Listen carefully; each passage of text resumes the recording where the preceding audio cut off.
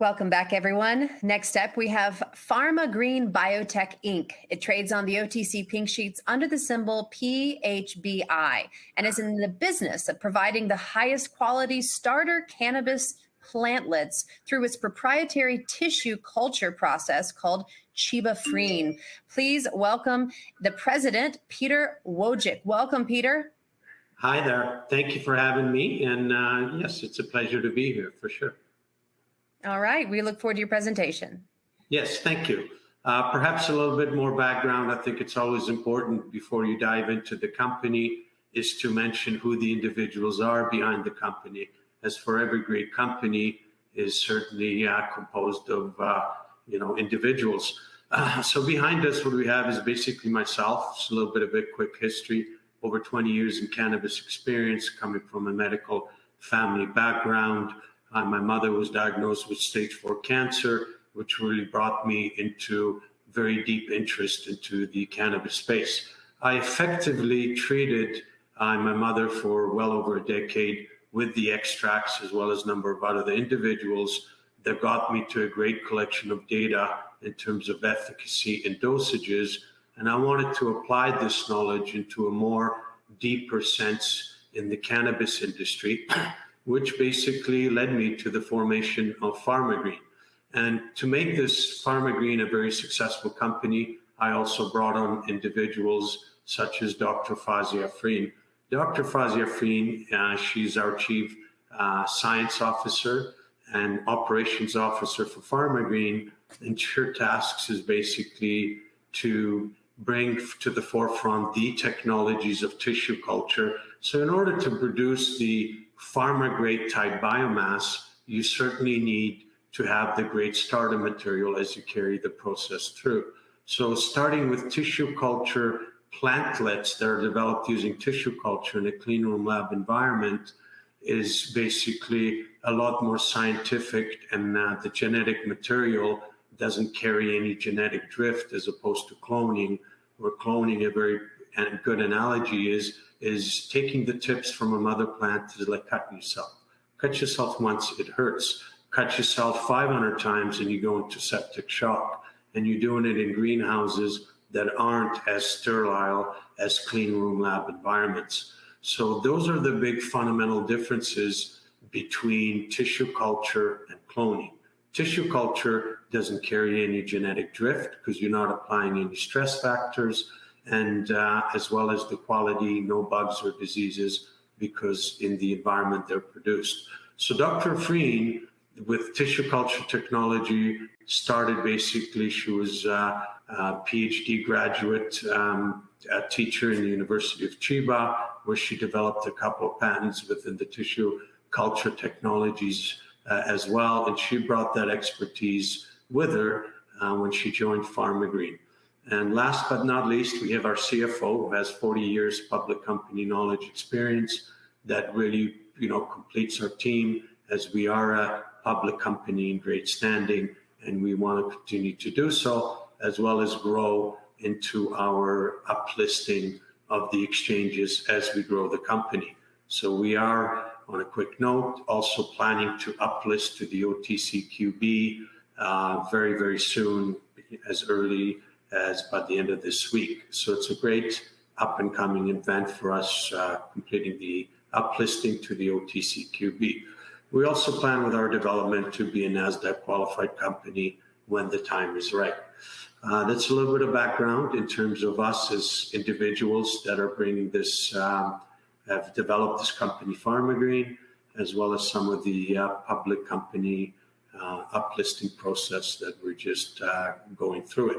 So if I may go through the slide deck and explain to you really what is Pharmagreen. Pharmagreen, we're really more biotech than we are cannabis. We have chosen the cannabis space, as explained, from the individual experience, but also from a market perspective. So when you're producing starter plantlets and biomass, it's an agriculture activity, but a very high value in terms of price per pound.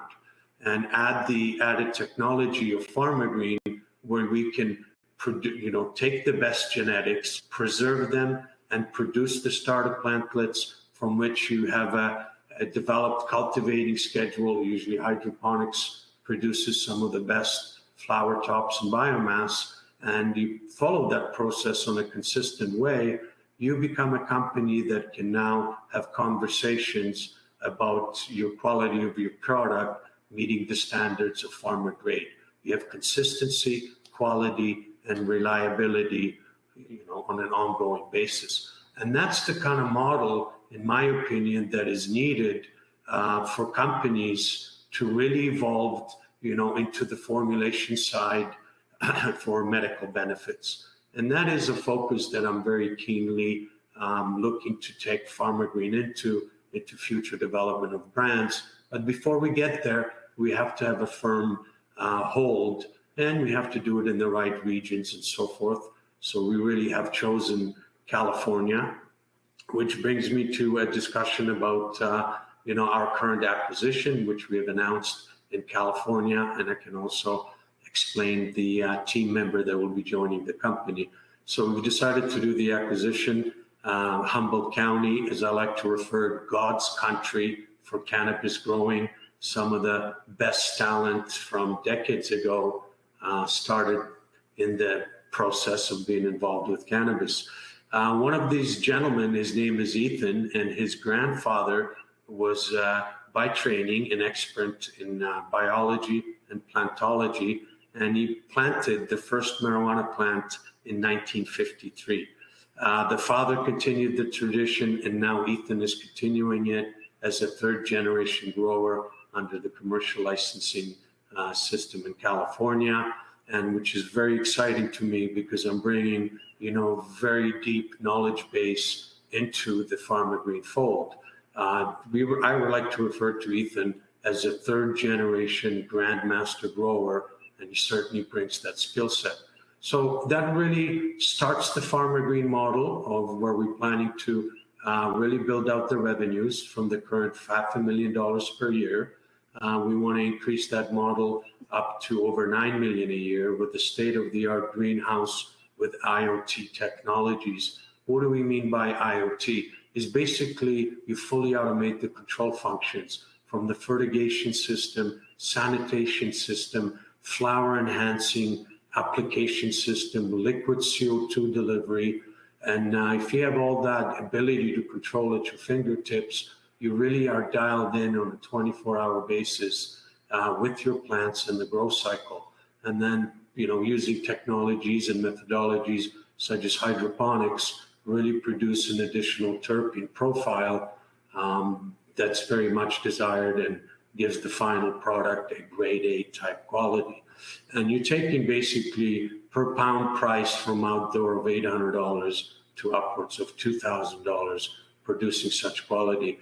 And the amount of cycles per year also increases because with this type of technologies, you can basically do every 8 weeks a flowering cycle, and that also increases your revenue model as well. So that's how I would explain how do we get from $500,000 a year to over $9 million a year to build out a 12,000 square foot greenhouse, approximately like we have planned, is about 5 months time to complete. And the first revenue starts 2 months after you bring in the plants. And to further build out the model, which is really the core of Pharmagreen and what makes us special, is we are applying for a nursery license with the state of California on acquisition completion. And with the nursery license, we plan to be producing tissue cultured starter plantlets, not only for our operations, but also for third-party sales as well. There's a pretty well said saying, you start with the best, you have the ability to finish with the best. And I think this is where tissue culture and the ability to have a consistent, reliable supply of the best starter genetics is a really, fundamental piece in terms of being competitive advantage and providing the consistent, reliable quality of plantlets. So this is our model, is to do the acquisition, complete the greenhouse, and as well as complete the tissue culture model and expand that model. We have further opportunity to acquire additional 120 acres to do additional business development, whether it be in tissue culture or additional high-end production of the flower tops and biomass. And then finally, we're looking to, once we have that core really set, we really develop Pharmagreen and our tissue culture technology using the Chibafreen proprietary technology developed by Dr. Afreen. What is Chibafreen? To explain it, Chibafreen, we can produce more plants, less space, as well as less time. Traditionally, over 40 years, there's been a 4-step micropropagation process. We can now do that in 3 stages, and therefore, those are the benefits.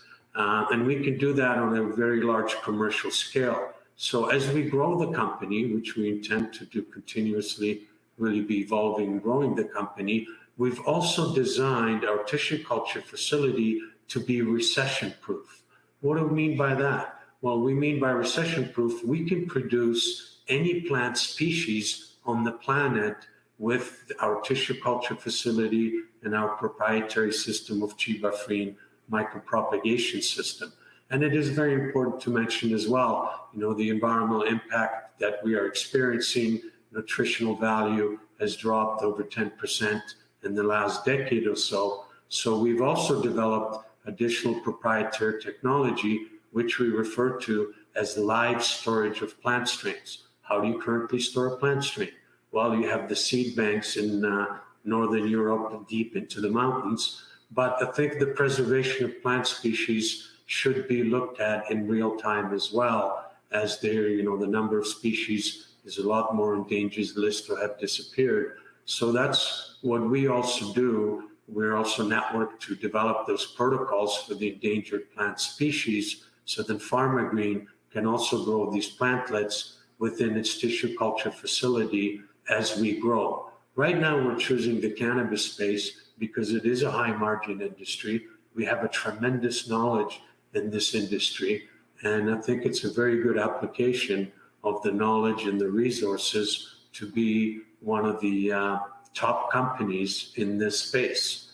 So with that note, just to further visualize what we're doing, I would like to present to you a video that we also have as well. So if we could play the video.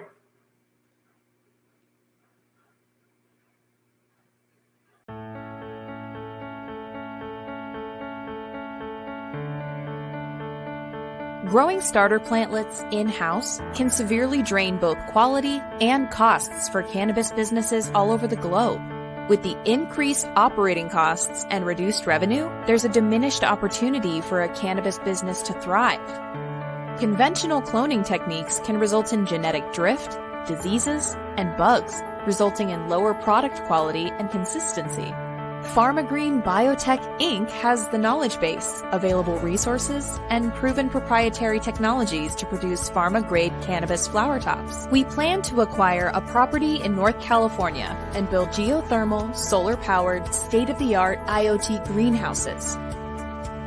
Additionally, Pharmagreen will apply for a cannabis nursery license with the state of California and county to construct a proprietary, state-of-the-art tissue-cultured starter plantlet production facility.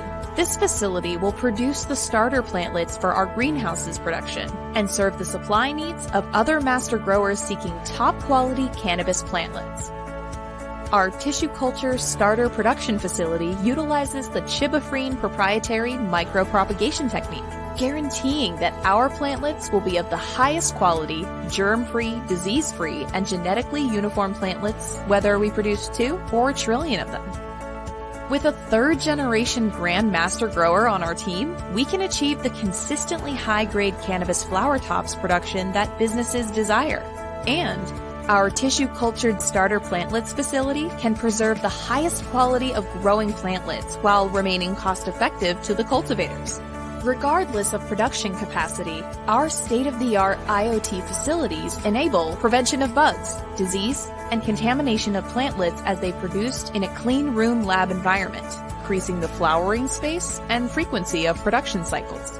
Additionally, Pharmagreen's proprietary technologies, utilizing tissue cultures and cold temperatures for live storage of all plant species, enables the master growers and botanists alike to access one-of-a-kind facility housing their prized genetic strains. Once the acquisition of the 12-acre property in California is complete, we will prioritize our focus by substantially increasing the revenue model. Outdoor production at the property currently yields over $500,000 in revenues annually. 7 months post-construction, operating at capacity, our greenhouse will increase revenue by expanding from 2 outdoor production cycles a year to 6 production cycles a year, generating revenues of over $9 million a year. Additional revenue is expected once our tissue culture starter plantlet production facility is operational. We anticipate this facility will take about 12 months to complete and a few more to generate the supply of plantlets. The plantlet production facility is projected to yield more than $30 million in revenues annually.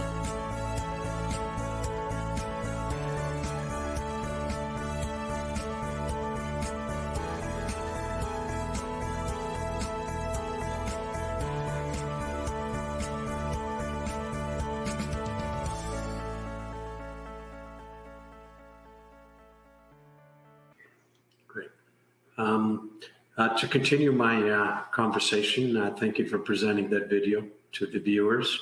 You can get additional information on update.pharmagreen.ca. That is our landing page. The video you have viewed is available at that link as well as our company deck. So to describe our current offering and the use of proceeds, what are we doing with it? So we have qualified for a Reg A offering. Our offering price is 2.5 cents per share that we're making available. And the use of proceeds is to complete the acquisition, develop a greenhouse, state-of-the-art, as we mentioned in our presentation, and as well as get the appropriate state and local permits for a nursery license so we can develop our tissue culture production facility as well. That's our immediate focus, and I hope everyone liked what they heard about the company and what I had to present. And perhaps if I can turn the floor to any questions anyone may have at this time. Great job. Yes, we do have some questions for you. Kyle Torres wants you to discuss when you expect to begin seeing revenue, and will revenue be on your next filing? And how much more money will you have to raise to get to that point? To see the revenues, we would need to construct the greenhouse, which is a 5 months period. And then 2 months after that gets the first cultivation going. So our timeline is this: we're basically looking to raise the first $4 million or so. And the use of proceeds will be to complete that acquisition, which is pegged at $1.2 million in cash and $1 million allocated towards the greenhouse construction. So we want to get going. We're ready to go with the construction. So I would say our, posting of revenues, beginning of would be in Q2 of next year, given the current timeline. But I think that's more realistic. Thank you. Sterling Munoz asks, are you able to reproduce the exact DNA of a plant for treatment of specific ailments? And if so, can you patent that DNA? You know what? DNA that's already existing? No, it's a very good question. If that was the case, every plant or anything would already be patented by the world and the powers that be. So the answer is no. There's a way of doing things. It's called adding an inert molecule to that formula that's got some of the big pharma get around patenting something that already exists. But that's a question for a patent lawyer to be said. But in terms of reproduction, yes. This is the very importance of tissue culture technology. Once we preserve that plant species and we have it in our lab as tissue culture, we take samples from that same tissue culture and we grow it. So whether we grow 2 of them or 1 trillion of them, there's no genetic drift. So this is very important when you're referring to like a medical valued plants just the way they are. We want to extract everything the plant has, kind of like cannabis and the entourage effect. And, live rosin extracts, because they also preserve the terpene profile. But to make an answer short, yes, we can replicate or duplicate, not replicate, duplicate that plant DNA every time consistently. Great, thank you. Ernest Evans wants you to explain the different verticals for sales and how can you expand horizontally on them? Well, basically, horizontal would be once we set up the first greenhouse, it's basically a cookie cutter approach. It's all technologically, from geothermal, solar panel to all these control functions. Then we definitely plan out to build out more. As you know, there's always more supply, even of the raw materials, but it does matter on quality nowadays. It's not just the answer, which was 6 years ago, do you have some of the product? So quality does matter. That's our horizontal build out. Our vertical would be to add the tissue culture, so we enhance the revenue model of our own existing greenhouses, bring outside sales as well, and then latter portion is we already have in the works to be doing, a lot more modern extraction type, which is the live rosin, and as well as to take a look at human formulations down the road. As I mentioned, I have 10 years or decade plus experience working with stage 4 cancer individuals and the efficacy when it comes to cannabis as a form of treatment. Rick Warren wants to know if you currently have a patent for your process. No, it's a proprietary process. We do have, discussions with the patent lawyers in mind. As you know, processes are different than going through the entire patent process. I think a good example I can relate to is like Coca-Cola. I mean, they do have a patent in there. Certainly, they don't disclose their whole formulation. And in our case, it's a process that's the proprietary. So it's a different type of submission than just a straight, widget type patent application. And Wayne Woodard wants to know how many shares are registered in your Reg A, and will this get you to cash flow positive? First of all, absolutely will get us to cash flow positive.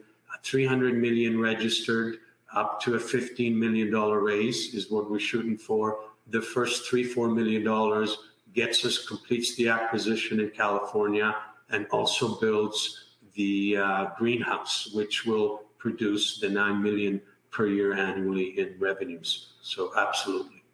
Great. John Carr wants to know if your technology is a good fit for any majors in this space. And if so, who would you have been approached? Or if so, who and have you been approached by any large companies to help incubate your product? Well, I've been approached with our technologies. I wouldn't say the big companies, but government officials, without going into detail who, but exactly was the idea. They're seeing the nutritional value really decline in their part of the world. And basically, as you know, the food source is made from seeds. So every year, the seeds that are produced, 80% goes towards the nutritional value production. The other 20% are saved for next year's production. Well, seeds are becoming more hardened because of the environmental conditions. So there's a give and take.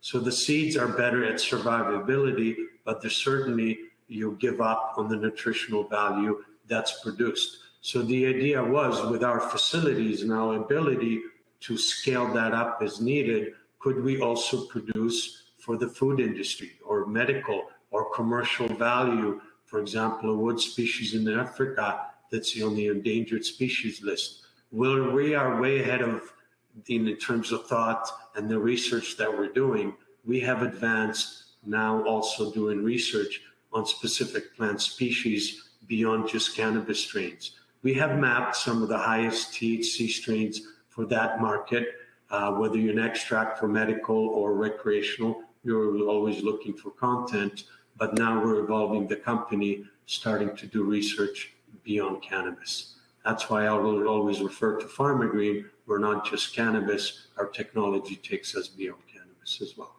Right. First, it's revenue. Get the revenues going, and then the doors open much wider for us. Great. Jerry Pollard wants to know, are your customers going to be large farms and commercial companies, or will you make kits for the consumer as well? I would say, for who we are and our ability to supply on a commercial level, unless, the dispensaries in California have a model where they want to resell these plantlets, it could be an option. There's a shelf life with them as well. So I would say our interest is more geared towards working more of the larger commercial farms that really want a consistent, reliable supply of the best starter plantlets. How do you increase your profit margin as a cannabis grower or when you're doing it for the production? If you have the ability for a third party to supply you these starter plantlets, you can take that space that a company was using, for example, to make its own internal clones. Now they can convert it into more flower rooms. So that basically increases their cycles. They have additional room to flower and also their revenues, and takes away some of that burden, because producing the starter plantlets is really a cost. It's the flowering portion that's the revenue part. Last question from Amy Gill. What does it cost to set up each greenhouse? And do you plan to have multiple in the same demographic? Is it across the country? Is it different across the world? And which areas are you planning to expand to first? Yes. So the cost of a greenhouse is, first of all, about $1 million per greenhouse. And that also includes geothermal technology, solar power. So we're building green footprint with IoT technologies. That property and the ability to acquire more land in California with the acquisition, we're planning to expand to do more. Do we want to build more of the greenhouse models for cannabis growing in other states? Or do we want to expand more on the tissue culture side and the biotechnology really of the tissue culture? I think we're leaning towards the tissue culture model as an expansion, get the footprint going of this one in California, grow that location as big as we can, and then, expand more of the technologies, perhaps as opposed to the greenhouse. I think syndicating our technologies and our experience to other growers, as there's plenty of them every day coming online. And which areas do you plan to expand to? Basically California for now, and then we'll take a look at some of the other states as well. We're very keen on expanding within the United States. Right now, we're in the fourth largest economy, so we're in a good place. But yes, continental United States is on our radar for sure. Come on over to Oklahoma. All right. All right, Peter, thank you so much for your time and your presentation. We certainly enjoyed it and hope that you come back and present with us again. Thank you so much for having me. Have a wonderful day, everyone. All right. Thank you, too. Okay, everyone, stay on while we transition to the next presenter. We'll be right back.